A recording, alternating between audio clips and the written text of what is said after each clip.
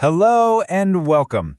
From our cars to our homes, automated systems and artificial intelligence are quietly, reshaping our world. They're kind of operating behind the scenes, making decisions and taking actions, all without a human touching anything. So in this explainer, we're going to pull back the curtain and really understand the fundamental principles that make it all tick. It's a feature that feels like a bit of magic, doesn't it? A car that can just neatly slot itself into a tight parking space all on its own. But you know what? It's not magic, it's just a brilliant application of technology. So the question is, what exactly is happening under the bonnet to make this possible? Okay, let's dive right in. To really understand that self-parking car, we first need to get to grips with the brain behind the whole operation. Artificial intelligence, or AI for short. You could say it's the ghost in the machine that gives it the power to think.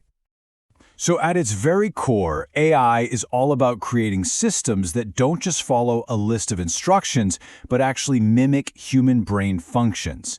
Think about it. The ability to learn from experience, to understand complex ideas, and to apply reason to new problems. It's the huge difference between, say, a simple calculator and a system that can genuinely build its own intelligence. So how does an AI actually think?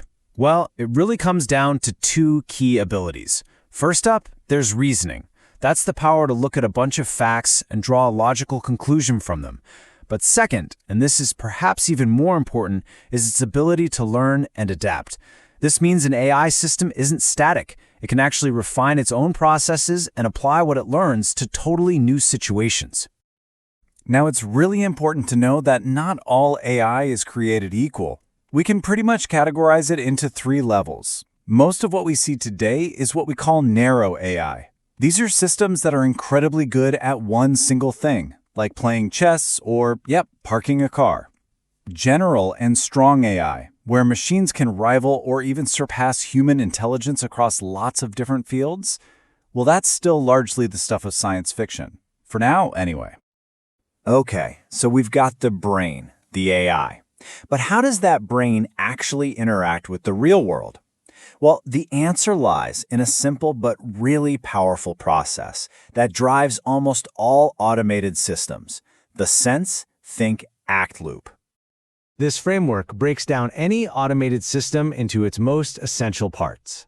It just asks three simple questions. How does it perceive the world? Well, that's the job of sensors. How does it make a decision? That's the function of the computer, or the brain.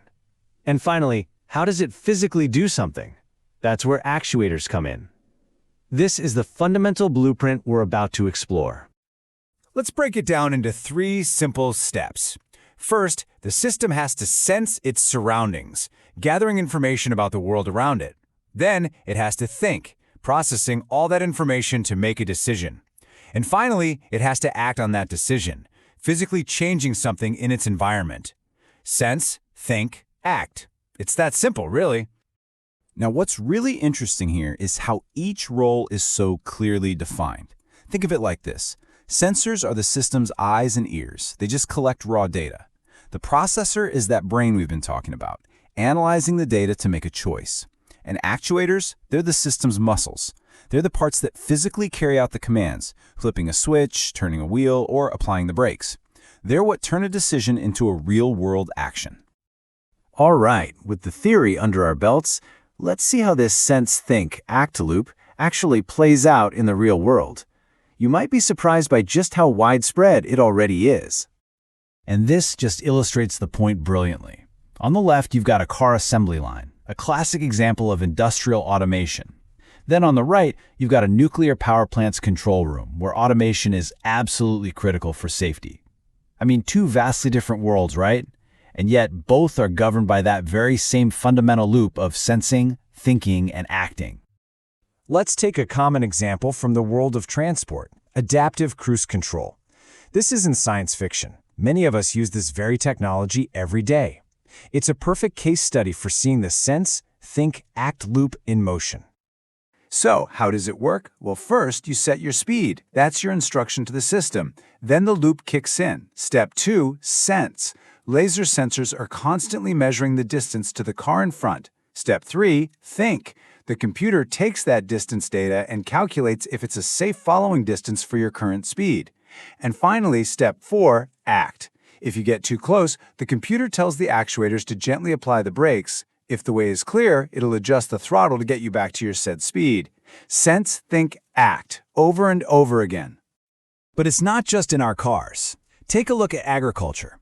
In these huge remote fields in Brazil, automated irrigation systems are making farming way more efficient and sustainable.